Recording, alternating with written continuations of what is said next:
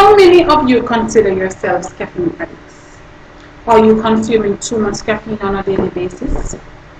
Caffeine is a stimulant drug that acts on the brain and nervous system.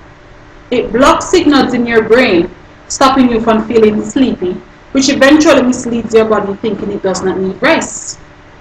Every now and then, we all consume some amount of caffeine, with or without prior knowledge. Caffeine, one of the most consumed stimulant drugs, causes adverse reactions to the human health. Caffeine gives a short burst of energy and a refreshed feeling, but in the end, it gives an even greater feeling of fatigue and anxiety. I consume a lot of caffeinated beverages on a daily basis without thinking about its negative effects, thus prompting me to choose this topic. I have received negative feedback from caffeine consumers and have done thorough research on the internet. First, I will describe caffeine, where it can be found, and the different levels of consumption. Second, I will discuss the negative effects of caffeine. Caffeine, one of the most consumed stimulant drugs, causes adverse reactions to the human health. Caffeine gives a short burst of energy and a refreshed feeling, but in the end, it gives an even greater feeling of fatigue and anxiety. Caffeine is a widely consumed substance. It is found in coffee, tea leaves, chocolate bars, cola soft drinks, and even energy drinks at different consumption levels. According to dictionary.reference.com, caffeine is a white crystalline bitter alkaloid, usually derived from coffee or tea, used in medicine chiefly as a nervous system stimulant. According to www.medicinenet.com/caffeine/article, caffeine when purified creates a strong bitter white powder that provides a distinguishing taste in soft drinks. The word caffeine came from the German word café and the French word café, each meaning coffee. A low to moderate intake is 130 mg to 30 mg per day. A high dose is above 400 mg per day, while heavy caffeine consumption is more than 600 mg per day. Now that I've described caffeine, I will now discuss some of its negative effects.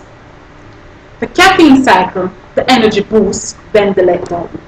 As it is with other stimulants, caffeine too has its negative effects. According to www.mayoclinic.org, how you react to caffeine may be determined in part by how much caffeine you're used to drinking. People who don't regularly drink caffeine tend to be more sensitive to its negative effects. Some effects may include insomnia, nervousness, recklessness, irritability, stomach upsets, fast heartbeat, or even muscle tremors. According to the article, The Hidden Dangers of Caffeine, How Coffee Causes Exhaustion, Fatigue, and Addiction, dated October 11, 2005 by Danny City, most caffeine drinkers don't realize that they set their bodies up for a roller coaster day of high and low, only to reach a point of exhaustion or even greater fatigue when the artificial high or burst of energy that caffeine gives dies down. This leads them to move for more caffeinated beverages or something sugary to get them the energy and alertness they need.